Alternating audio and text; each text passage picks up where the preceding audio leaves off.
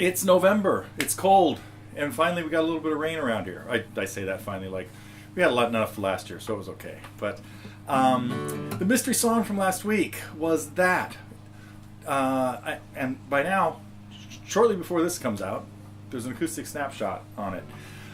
Classical guitar piece by Franco Mussida, PFM. Great tune. Il Sogno di Leonardo, Leonardo's Dream. They're an album they came out with in 2006. This was kind of the album that I listened to PFM back in the early 70s. Loved their stuff. The first couple albums, they got kind of like most other progressive bands. They got less symphonic and less complex as the decade wore on, and punk and disco. Well, disco first, of course, and then anyway, all that other stuff that was happening. Kind of interfered, and most progressive bands just weren't happening anymore. But in 2006, an album of theirs crossed my plate, and it was probably the first one. Well, they had one, Dracula, that didn't impress me too much, but I still liked it. Stati di, oh, my Italian is so terrible. Immaginazione, or something like that. State of Imagination would be the English translation. Really encourage you to check it out. I will probably get to a lesson on the song because I think a lot of you might like to play it. It's a beautiful piece, and there really aren't any live versions of him playing it. And the original version had strings and keyboards and bass and all kinds of little solos and stuff in it, and I just cut out what I thought was a lot of it, thinking that my version would end up being a lot shorter because all I did was the guitar parts. Mine ended up being about 20 seconds longer than the original. I'm not quite sure how that happened. I guess I played it slower, and by the time I got to the part where I cut out a bass solo and a piano solo and a string solo, or short strings, it ended up being just as long. So, yes, probably we'll get to a lesson on that. I actually was hoping to get to the lesson on it this week, but I had to work on it so much to really get the feel that I wanted. But it was a fun little project. And what sort of resurrected that song for me was a couple weeks ago when Nani and I were on vacation. It just came up on the car playlist, someplace where I was.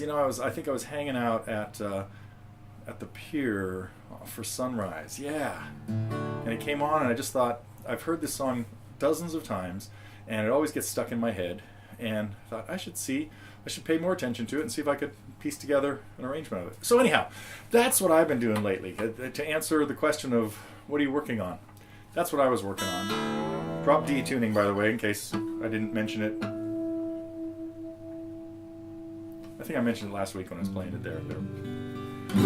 What's going on this week at TG? Some fun stuff.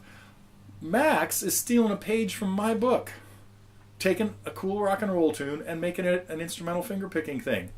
Did anybody take a look at the Sonics Have Love Will Travel?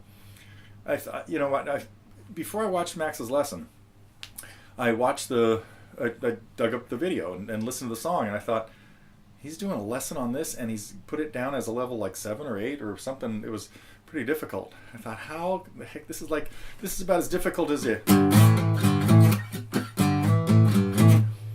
It's caveman rock. And then I watched his little intro where he plays the bass line and picks out the melody, and I thought, that's great. That's what I would have done with a song like that if I'd been thinking about doing it. So I hope you don't write that one off just because you never heard of the band and didn't like the song. If you watch the original, watch Max's intro to it, and it's a cool little thing to tackle. Let's see what else we have. Vanessa brought us an Everly Brothers tune, So Sad. Sort of reminiscent of, obviously it was a song that came up topically a week or two ago. And we had a little bit more of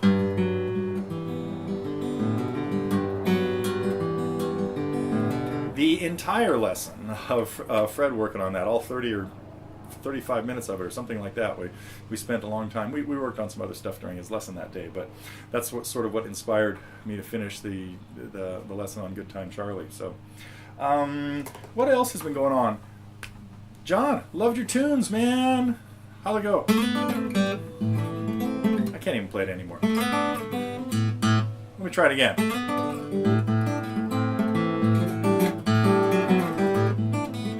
What I loved about it, I made a comment about this on the forum, is when I first saw that, when I saw Crazy on Gas, I figured out, I kind of guessed what was going to happen. I also guessed it was going to be a little fast. People tend to play classical gas too fast. And John, got to congratulate you. And anyway, I said it on the forum, but I want to say it on the news here today too. Great job. What else? We had a little Tom Petty. Let me answer the Tom Petty question. First of all, another huge loss in the musical world. And for we don't have a lot of Tom Petty songs here. I think I keep meaning to get to more. I have been meaning to for months, years, and it's only because something kind of got blown out of proportion. Not that can ever happen here.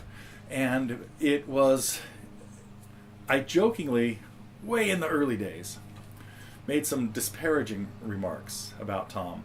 And so somehow it got interpreted as like a feud, and it escalated, and then there was no way I could do a Tom Petty song because people would say, oh, now you're just doing this because you hate him. Absolutely not the case.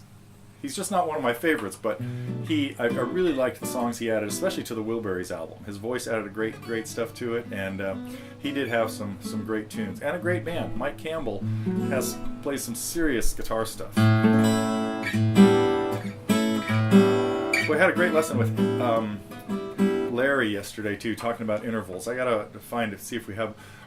if I have good stuff up here that help explain intervals. I think when I did a quick search on it, I saw there are some lessons, some fly-on-the-wall lessons with Ed working on them, but Larry needed a lot of stuff cleared up the other day, so it really helped.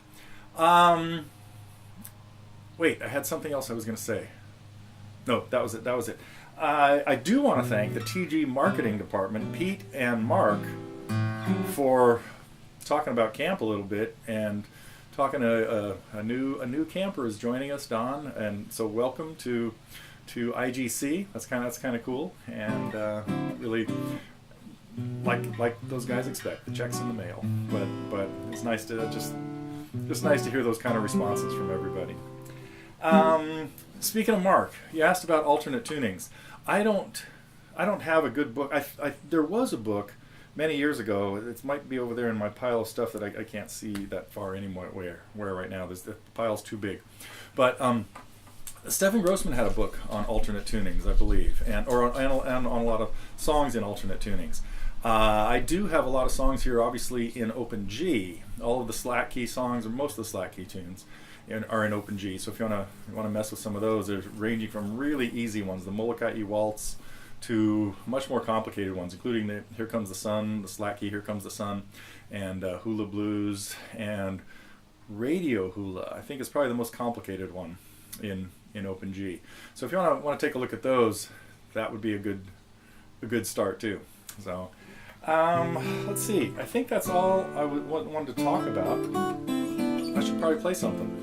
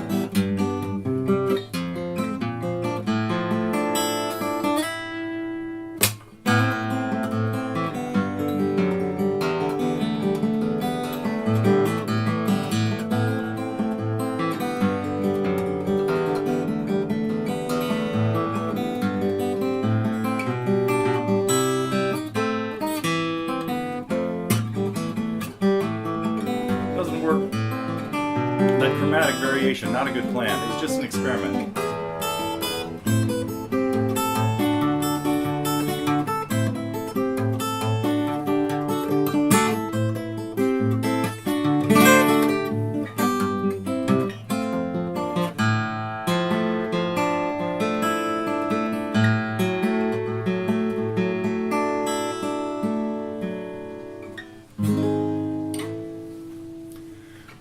You know, Mason Williams didn't like this. He wanted to just be keeping it a little bit simpler. The same way Davy Graham wanted to keep Angie. Now I forget, but he wanted to keep it simpler than what Bert did.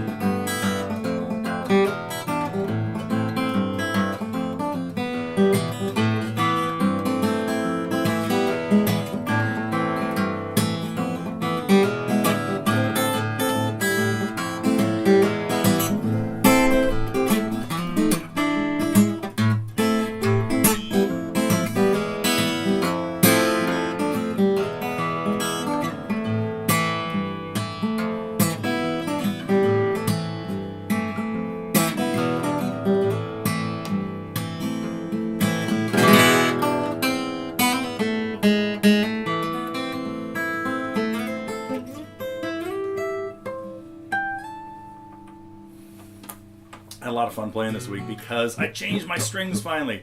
Just before Thanksgiving, I think. No, I mean just before Halloween. Kind of inspired a lot of things. So much fun to play with nice, fresh strings, and they're bright again. I'm sure you can hear them out there that they sound different than they have over the last few weeks when I just complained about terrible sounding strings.